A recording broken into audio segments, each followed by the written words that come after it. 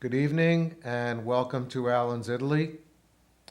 Before we go on to tonight's show, I'd like to just make a couple of announcements. First of all, um, in this issue of the Woodstock Times for this week that came out a couple of days ago, I wrote a letter to the editor in which I thank a bunch of people for the privilege of being able to do this show every week. So I wanted just to announce that. And if you happen to pick up a Woodstock Times, go to the letters to the editor and look for the article that I wrote to it. Thank you for that. I would just like to indicate that last night I watched the Christina Varga show, which appears Thursday night at 10 p.m. The show went for an hour and a half. It was such a really great show. And there were lots of people calling up with questions and comments, and it was really, really very good. And you know, the show had to do with the situation that's going on in Woodstock with Dr. Wayne Longmore, who has unfortunately, excuse me, has unfortunately had to suspend his license pending an investigation that is going on about some practices that he has been doing over the past several years. And I don't know much about the situation, and I'd rather not comment on it, but I did want to comment on the fact that I've used Wayne Longmore. He's a wonderful man. He treated me with tremendous kindness, and he's, you know, kind of an institution in this community. He claims in the article that he's treated about half the people in Woodstock, and I believe it because a lot of people that I know have used him. And you know, I think the real tragedy here, other than him perhaps losing his license and his livelihood, is that there are so many people in Woodstock, people below the means of being able to afford good medical care, were able to use him because he used the sliding scale that, you know, kind of adapted to people who were not financially able to use his services. So that's a real tragedy, and I certainly hope that some doctors in the area step up and take over for him. So just wanted to say that. And tonight's show is a show that I've really been thinking about for a very long time. When I first started the opportunity of doing the show, one of the things I always wanted to do was to go through some of my favorite areas of Italy. And I've done a few of them. I've done Venice, and I've done Florence, and Lake Como, and Cinque Terre. And, you know, I always used to say that Tuscany was one of them. And somebody asked me once, you know, you keep mentioning Tuscany as this really important area to you. How come you've never done it? And the reason is that Laura and I have taken thousands of pictures of Tuscany. Excuse me. And it took a very long time to organize them. You know, we've been all over, and I'm going to show you a few minutes a picture of what Tuscany looks like. You'll see how vast it is and how many different areas there are. So tonight we're going to begin that. I'm going to spend the next several weeks going over all the different areas of Tuscany that I have visited, and show you how I organize those pictures. I will begin though by telling you that what would have happened at this point is that there would have been a video that I was thinking of taking off of YouTube, in which Jerry Seinfeld, on the Seinfeld show many years ago, had a show called A Villa in Tuscany, where he was trying to get, a friend of his, you know, whose sobriquet was the maestro, was trying to explain to Jerry that there was no way he could get a villa in Tuscany. Not that Jerry really wanted to go to Tuscany, but he just wanted a villa in Tuscany. And he spends the entire show trying to get one, which he eventually does. And it's a very, very funny show. I thought I'd start with that, but then I realized that there would be so many different people with the potential of suing me, namely the Seinfeld show and the fellow who put it onto YouTube and YouTube itself, that I decided to remove it. So when I post this show today to YouTube, I'll have the link to that, and you can see it on your own if you'd like. But Okay, well, let's begin. Um, I first saw Tuscany in 1992 when I was on a train that was going between Rome and Florence, and we saw the landscape of Tuscany passing outside the window, which was really quite beautiful. And I saw a hill town coming towards me, and I said to my daughter at the time, Jennifer, look, there's a beautiful hill town in Tuscany. It later turned out to be not Tuscany at all, but Umbria, and it was indeed not a Tuscan town, but the Umbrian town of Orvieto. So that was my first foray, and I knew nothing about the countryside of Italy at that time because I was in my very nascent stages of trying to figure out what this country was all about. But I went back in 1995. I went to Pisa with my ex-wife, and we went to Siena and San Gimignano. And then when I went back, when I was between marriages, I spent a lot of time with my friend Lydia, who showed me all over Tuscany. And then Laura and I started taking digital photographs in 2006, and we accumulated some incredible, stunning images of Tuscany. So we're going to talk a little bit about Tuscany tonight.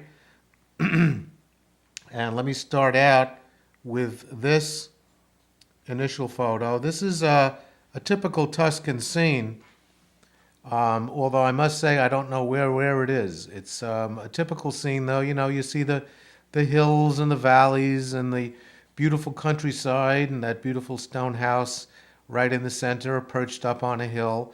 And Tuscany is known for its farming and its wine producing and its beautiful scenery and beautiful towns. And many artists go to Tuscany to to paint and to sketch and do their thing. And to me, Tuscany is just a beautiful place. And one of the things I like to do when I'm in Tuscany is just stay in a really quaint little town on top of a hill with a beautiful B&B, maybe 5 or 6 rooms in the whole hotel, and have dinner, walk around the town. The smells of Tuscan towns really excite me. You get this, you walk around at night and it's a little on the chilly side, and you get the smell of the smoke from the chimneys, and it's really something. And I've always loved being there. And of course, it's the birthplace of the Italian Renaissance, which always appealed to me tremendously. And we've been to Tuscany on this show. We've spent a lot of time in Florence when we did the 2 Florence shows, and then we went back for the Michelangelo show, and we of course also went back there for the show that we did, on traveling around, and when Rick and I analyzed the art of the Uffizi last week, so that was some chances we've had. But I'd like to tell you a little bit more about it tonight, and I'm going to go to this map. First of all, this map, as you can see, is a map of Italy, put into the context of the section of Western Europe that it's located. And you can see Florence right there in the middle. And this is a better map because this is going to show you what Tuscany looks like. On the map it's indicated as Toscana, which is the Italian name. And you could see that it's a large province in green right there in the center. And in the TV show, in the Seinfeld show, George indicates to Jerry that Tuscany is big, much bigger than North Dakota. And I looked up the statistics, and it turned out that North Dakota is actually 8 times the size of Tuscany. But Tuscany is still very large. And what I did was here's another map of the area, and you can see all those towns, the famous major towns in Tuscany. And I've been, lucky enough to have been to all of them, except that island down there of Elba, which is the island, of course, that Napoleon was exiled to and escaped from when he then returned to Paris for, I think, what's called the 100 Days, when he tried to reclaim his empire. But this is a map of what Tuscany looks like, and it's good because I like it because it's more or less a triangle.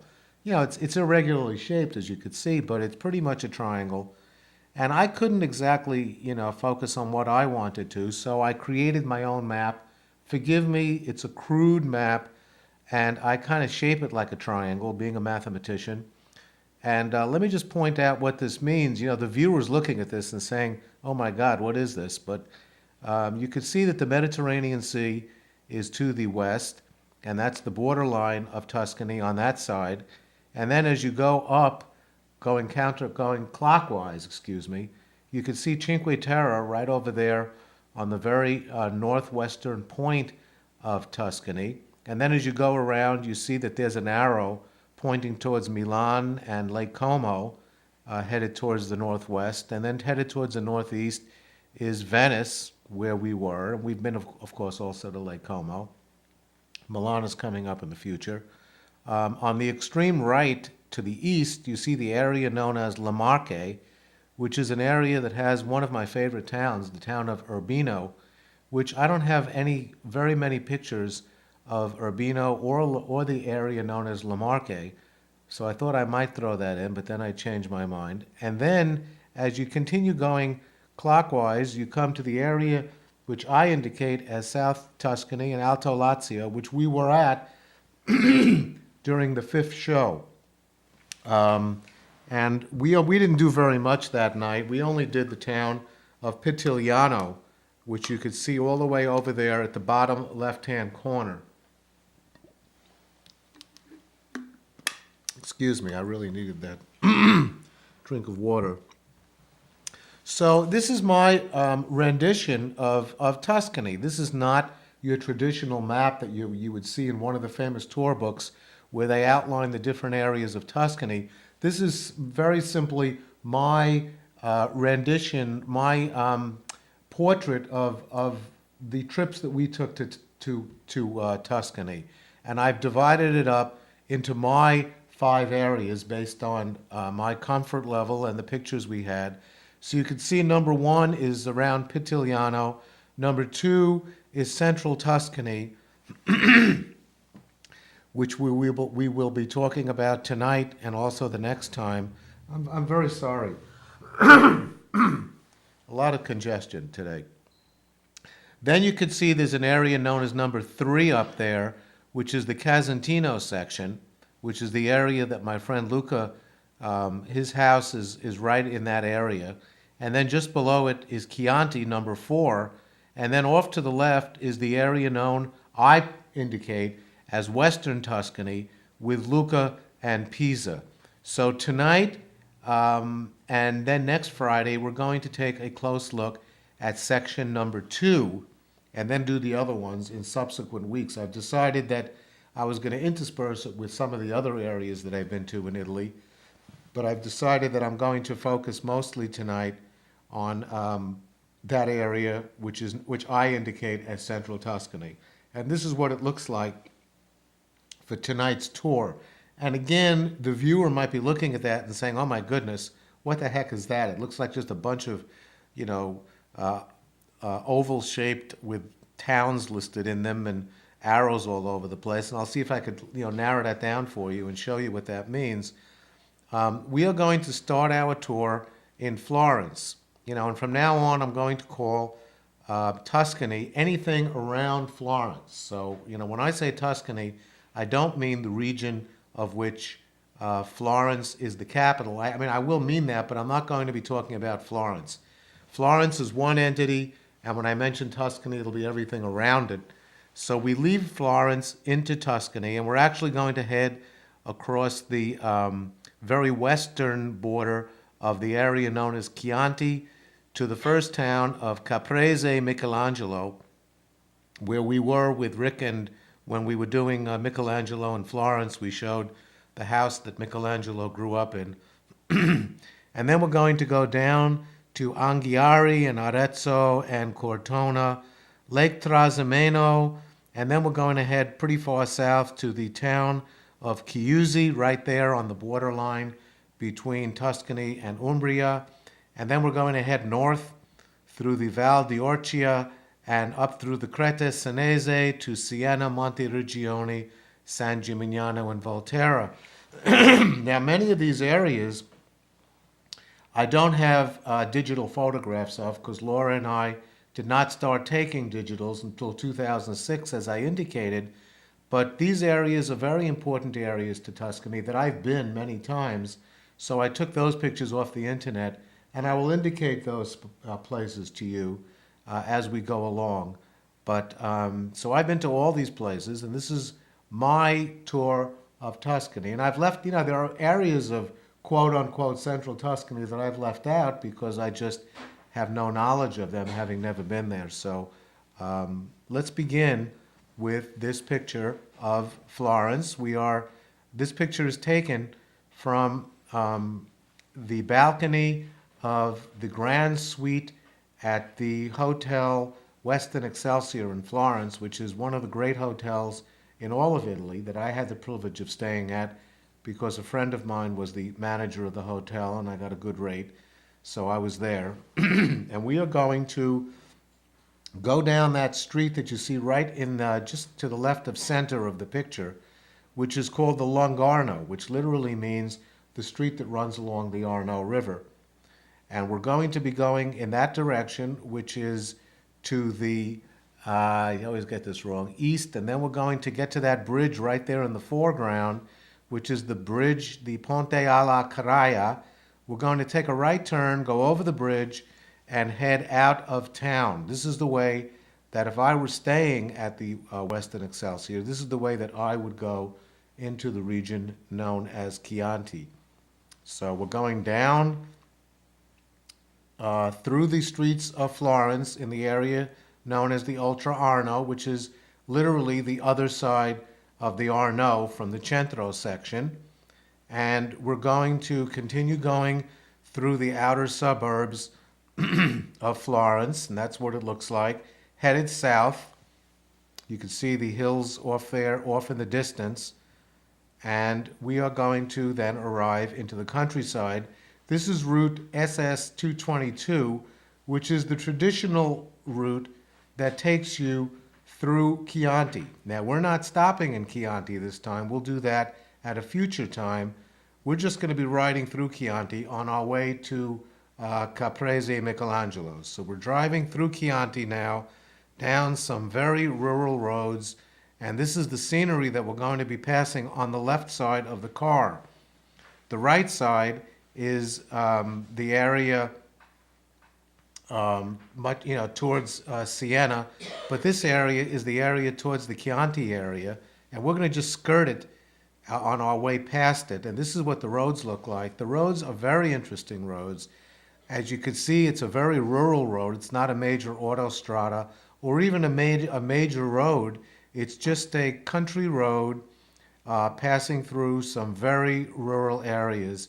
And, it's a little scary looking. You'll see another picture a little later, which is even a little weirder, but it's a country road through some very lovely scenery. Remember that this is January, so you're going to see some green mixed with some brown patches. But, we're driving south now, pretty much south and slightly west. And this is the region, and this is the area. And you can see that the roads are very beautiful. I love this is one of my favorite things to do is to get on one of these roads and drive south. And, you have to be careful because coming around those blind turns over there that you see, you get some cars going very, very quickly, and you have to kind of, as you go around those curves, honk your horn to make sure that the people know that there's somebody coming. This is more typical of a road like that. This is a road that makes a very sharp turn to the left, and when I went around this curve, I honked my horn, and you can see that there's no guardrails on the side, which makes it a little daunting. That's not a severe drop there. Some of the drops are even more severe than that, but just pay attention and stay on the road.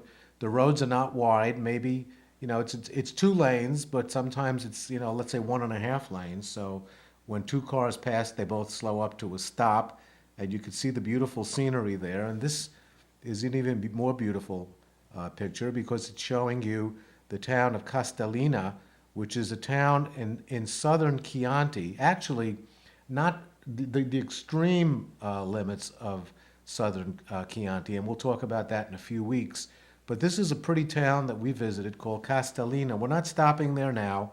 We're going to wing past it. And you can see in the foreground that that is a vineyard which is devoid of grapes because remember, this is the middle of winter. But of course, this is wine producing area, and some of the most delicious wine in all of Italy you can get from the town, from the various towns in Chianti, which we'll talk about a little later. But in central Tuscany, you have some really wonderful wines that we'll be talking about. I don't drink much wine. I'm not a wine drinker or a liquor drinker in general, but occasionally I do, and the wine here is certainly excellent. This is another road. We've now kind of gotten to the very southern point of Chianti, and we're going south. This is a very beautiful road, and you can see there's a car there in front of us, a rare car. Another road with those beautiful trees on either side, and it's a stunningly beautiful blue sky. That's nice when you get that. I mean, when you plan a trip to Italy, you can't count on nice weather and blue skies, so you have to take what you get. But, fortunately, this is a really blue sky. Here we are passing through a town. I really don't know which town this was, but we're passing through a town, and you can see that this is not quite as scary riding along that road. And we eventually wind up in the very southern portion of the area known as the Casentino area of Tuscany, which we'll be talking about, at a later show.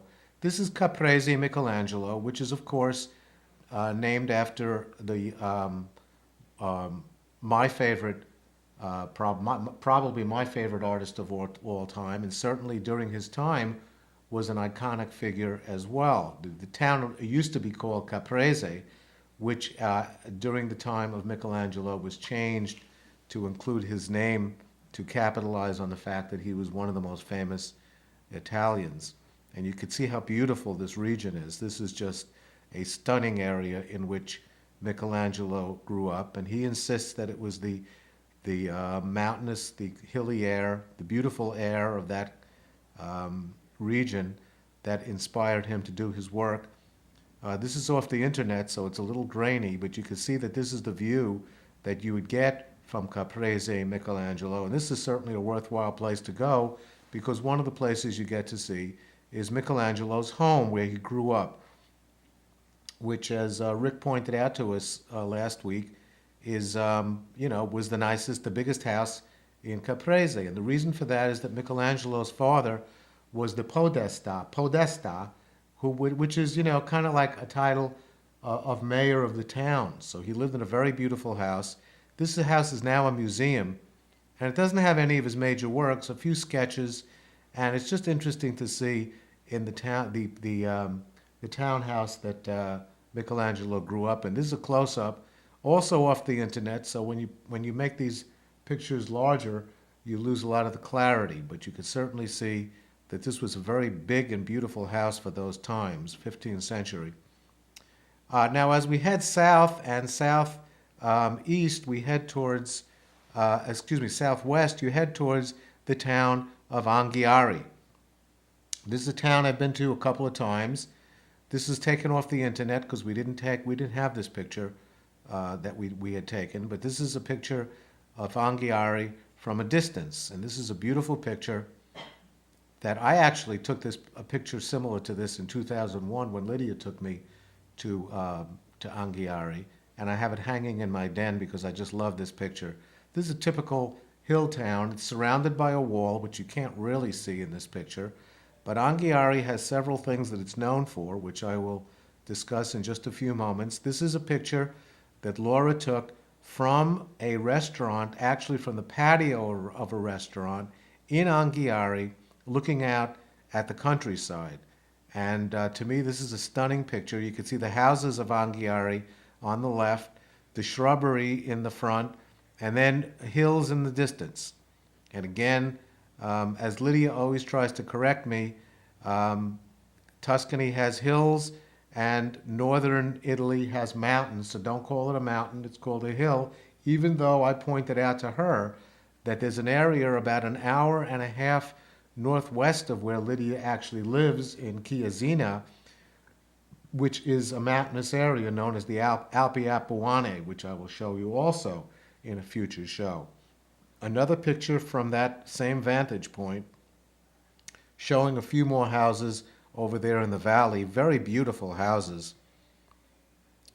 This is, I thought this was a house, but it's really a church because you can see that there's a steeple up there.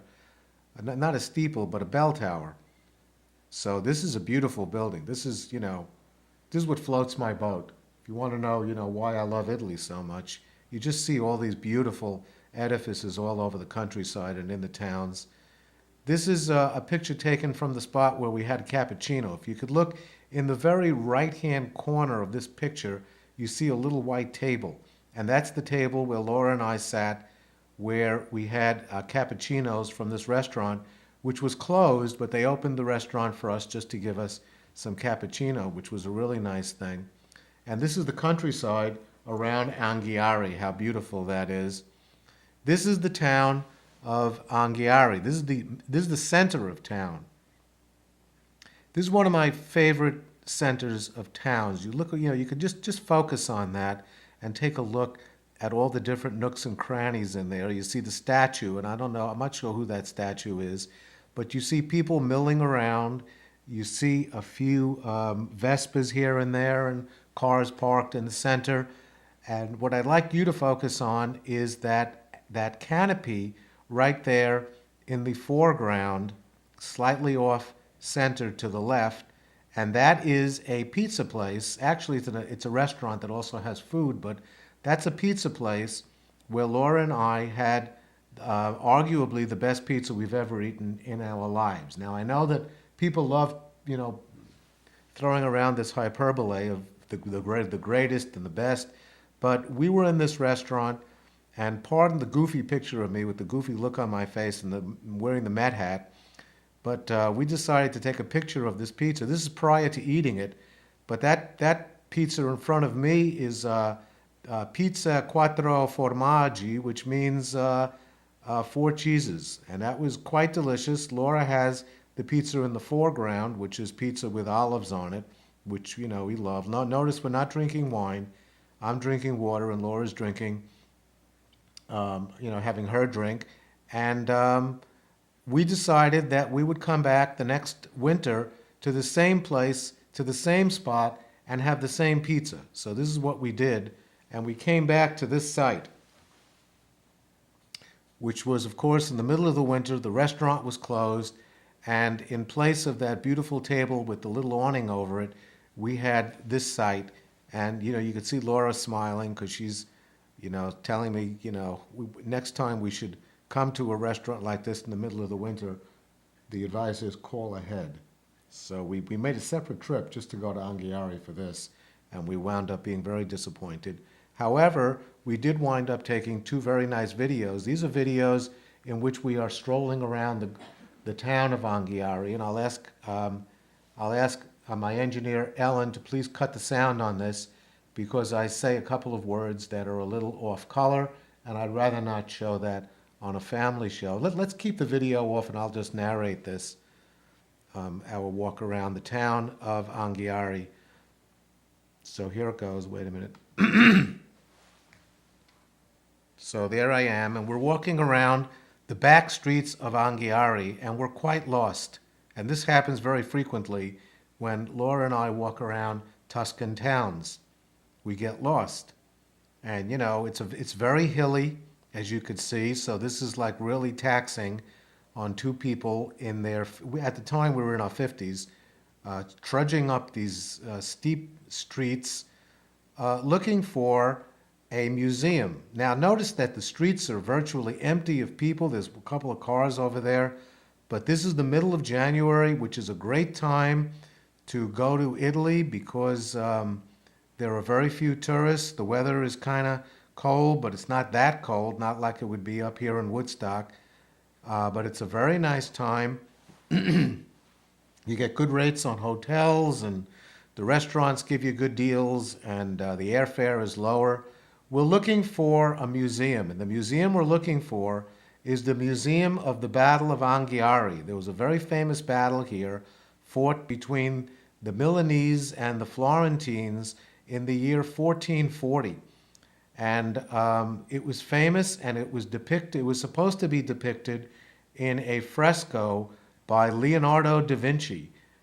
Leonardo da Vinci, in the very early 1500s, was given the commission, along with Michelangelo, who was also very famous at the time, to do competing frescoes. Here's the Museum of the Battle of Anghiari. And Leonardo was supposed to do one side of the Sala di Cinquecento in the Palazzo Vecchio in Florence, and Michelangelo was supposed to do on the opposite wall the Battle of Cascina. And, you know, artists would come in and watch them do their work. These were the two great iconic figures of the early 16th century. And neither fresco was ever finished. So that's a tragedy. And I have a sketch of it that was done before it was actually destroyed, which I'll show you in just a few moments. But Laura and I are now about to get really lost, because you can see the fork in the road. You see that fork in the road? And I say go to the right, she says go to the left, and then we simply stop and say, where are we? And my biggest fear in life, driving through Tuscany, is parking in one of the parking lots that surround these hill towns, and then walking around the town and trying to find my car.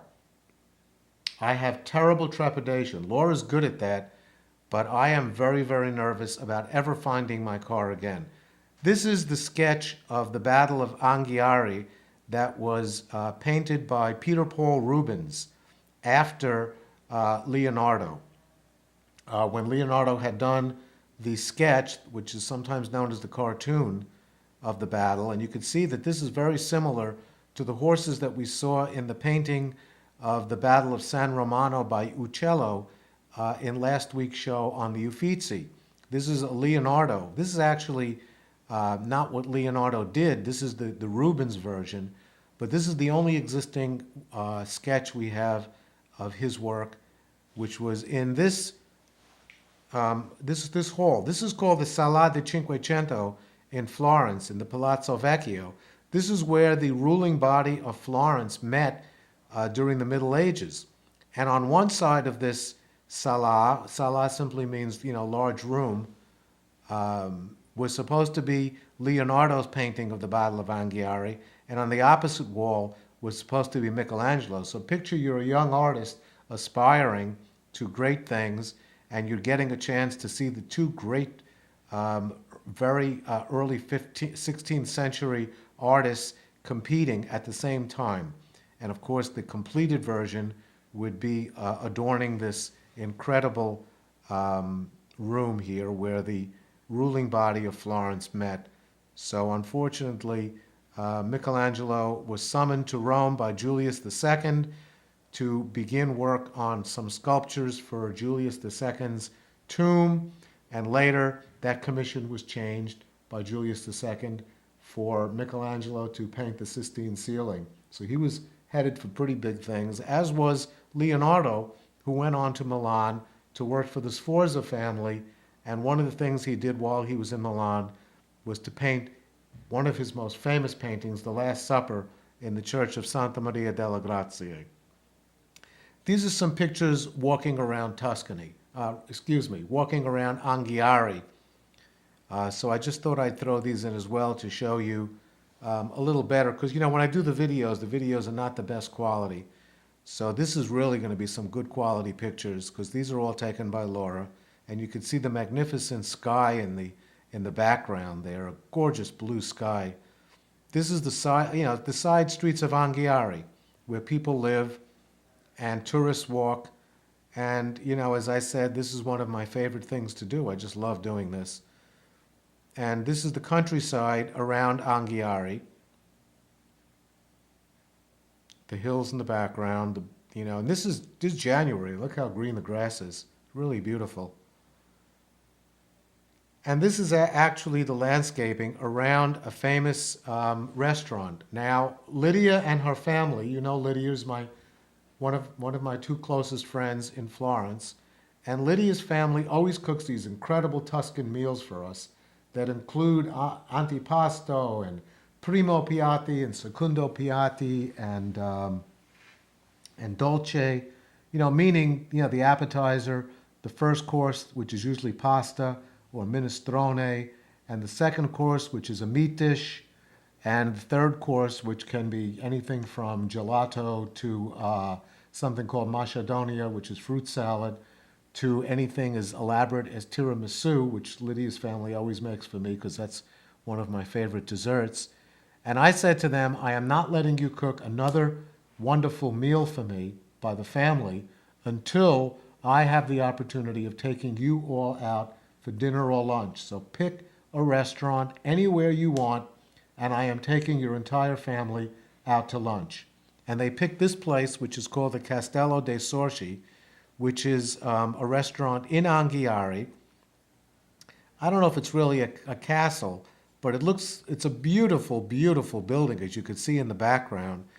This picture is not for you to get another view of your famous tour guide. This is for you to get a view of this beautiful building. And this is a view that I'm looking at. As Laura's taking my picture, I'm looking at this view. It was a cloudy day, but you could see the countryside is very beautiful. This is all around that same area. And this is Lydia's family, and I'd just like to stop for a moment because these people are very important in my life. In many ways, I always tell Lydia that she's the reason why I have a passion for Italy, because I just love coming to visit her and her family. These are the sweetest people, some of the sweetest people I've ever met in my life, and I'm just going to take the liberty, if you could please forgive me, of just going around the table and introducing the people. Starting on the lower right-hand corner is Lydia's sister-in-law, Annalisa, who does a lot of the cooking for us in her house. Beautiful woman with magnificent cooking. Her husband is the man who's standing at the back of the table next to the child. That's Mario, who's a wonderful man. But sitting next to that's Lydia's brother. Sitting next to Annalisa on her right side is Andrea, and then next to him, sitting down, is Chiara, Lydia's sister.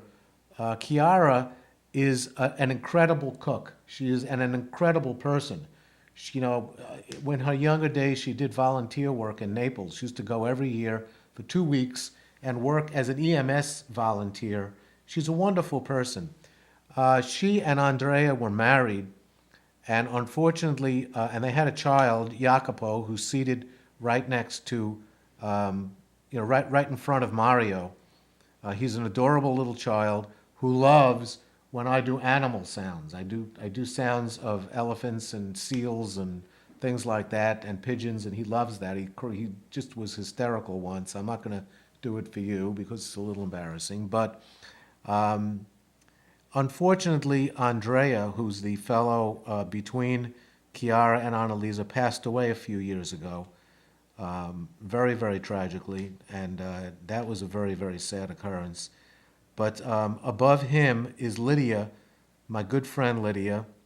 And then next to the child seated at the head of the table is Mario and Annalisa's son Marco, who's a wonderful kid. Looks like a young kid there, but by now he's probably a teenager, and he was growing, so he's probably like 6'3" by now. In front of him is his grandmother, Angela, who's Lydia's mother, and then in front of Angela is Laura.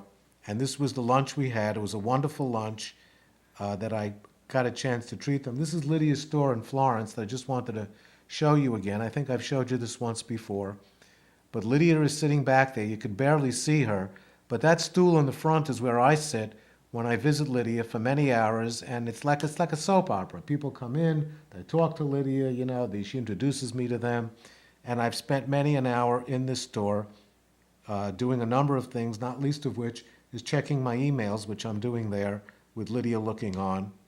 And this is a very quick video. I think we need sound for this, of Lydia being interviewed by me in her store.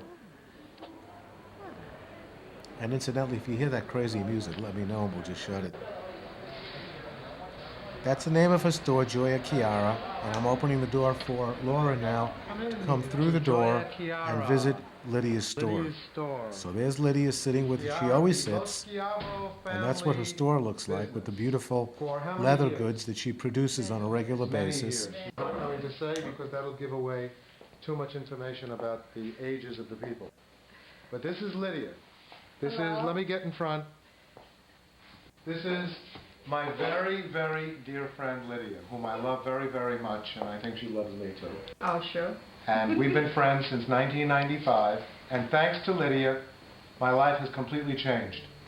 How so? I now come to Florence a lot. A lot of times I come to Florence to see her and the friends that I've made, and they've been wonderful to me, and I've gotten a chance to know Italy the way a person may not have gotten to experience it, because I know someone who lives here, and it's been wonderful. And I want to thank Lydia for that and also for her friendship. Oh, thank you. And I want you to say something now to the folks back home. Oh, no. Hello to everybody. Hopefully, she has already come to America for the wedding, but hopefully she will come again soon. Sure. And we will extend to you the that's same true. hospitality you've shown to me and Okay, I'm going to stop it here. family and relatives. And you know, that wasn't hyperbole. That was true. Lydia's friendship has changed my life because I come to, you know, in the years that I was coming to Florence alone between marriages, she kind of saved my life because I was pretty lonely at that time and I had a lot of issues. And Lydia's friendship was very important to me, so that's why I highlighted that. Now we head south. So we're heading south from Anghiari, and we wind up in the town of Arrezo, where this is a very famous town, a very large town in Tuscany, and that's the Piazza Grande, which is the main piazza in Arrezo. I was there many times, but without digital photography, so these are off the internet. This is what the town looks like from a distance, with the church steeple in the background, the church steeples, I should say. There are quite a few of them there. This is the Church of San Francesco, which has a famous fresco cycle of the True Cross by Piero della Francesca, And here's another view of the Piazza Grande. Lydia took me here in 2002. And now we head south again. This is a video, I think. This is a video of us driving into the town of Cortona. I'm not sure how much audio there is on this at all. But this is, you know, this is leaving the town of Cortona and headed up towards our hotel, which was located on an edifice overlooking the town.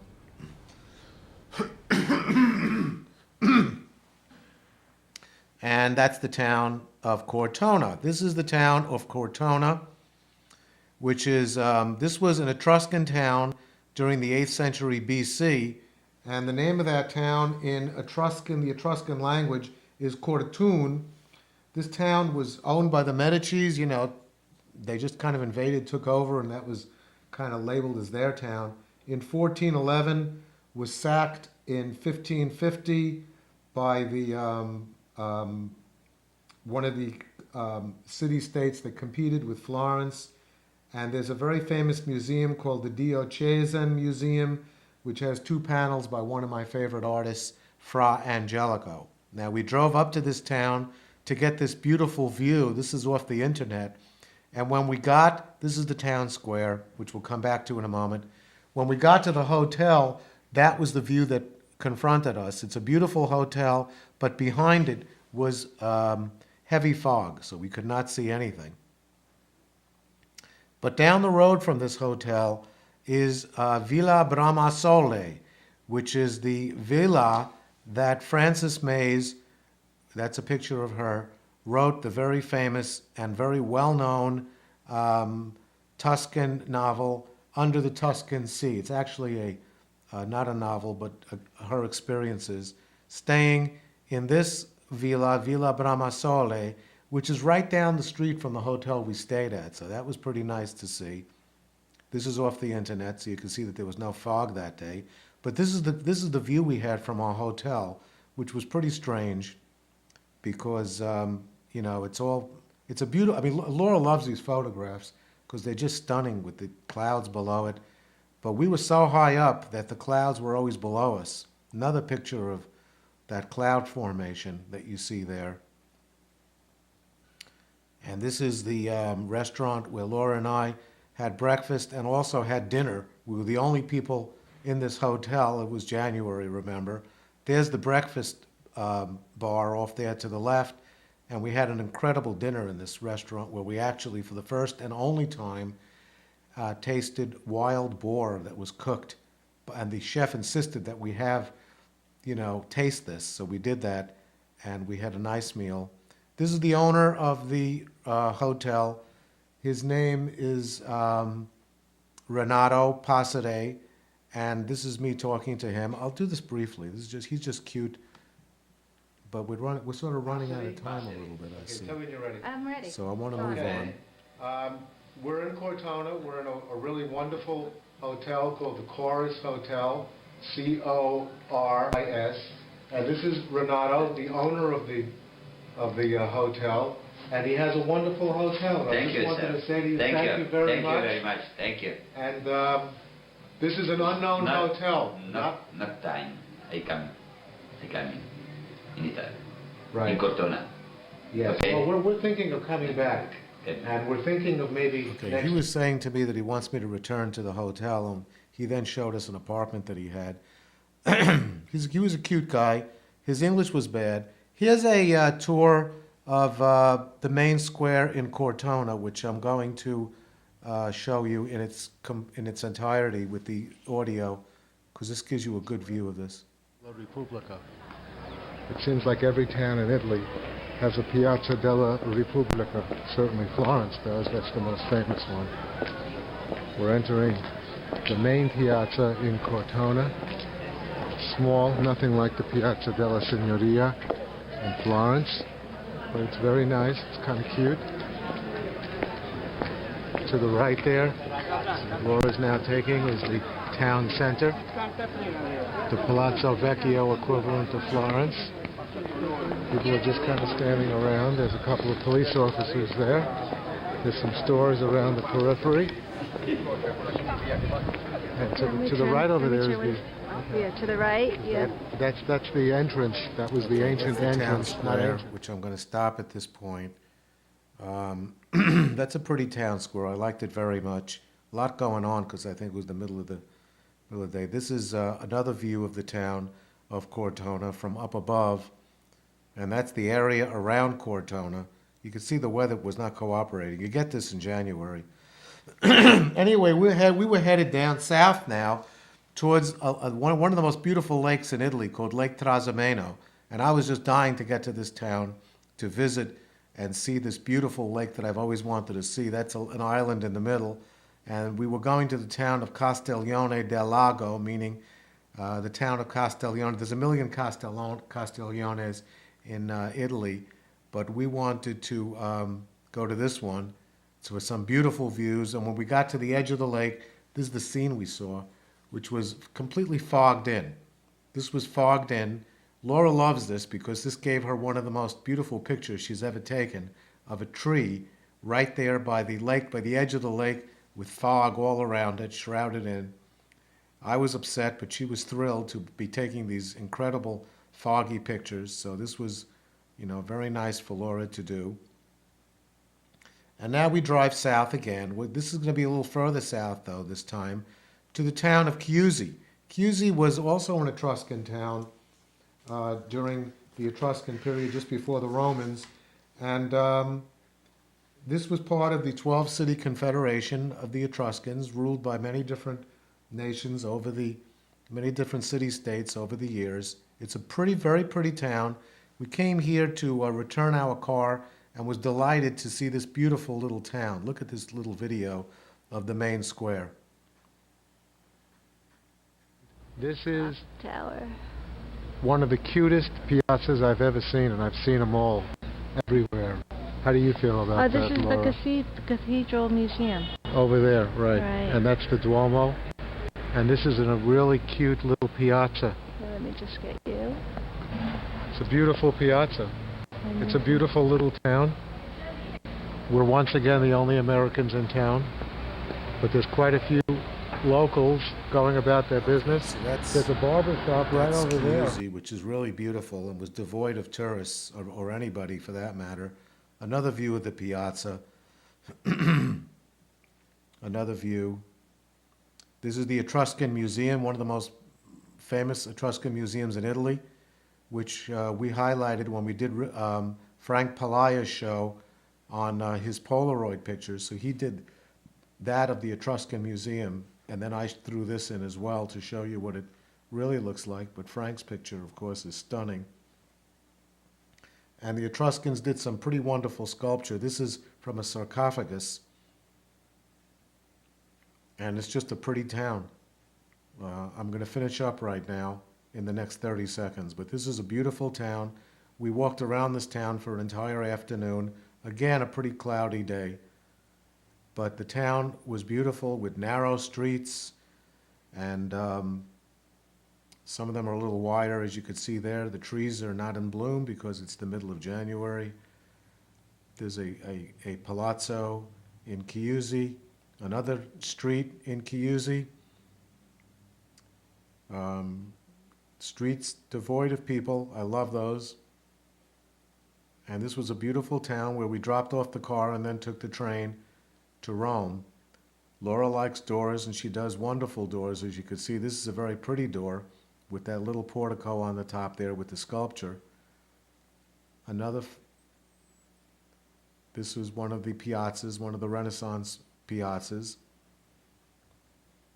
And that's a restaurant where we ate a couple of times because the hotel we had did not have a restaurant, so we had to go out for breakfast. That's very rare for us, but we had some delicious cappuccino in the restaurant. That was one of the best I've had. And here's some views of Chiusi looking off in the distance.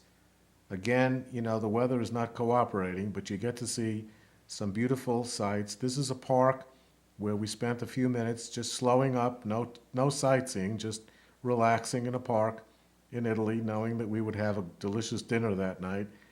Another view of that same park. And this is the view from the balcony of our hotel, looking down at the surrounding countryside and the town below it. This is a real nice picture showing you the countryside and also the houses below. This is Chiusi.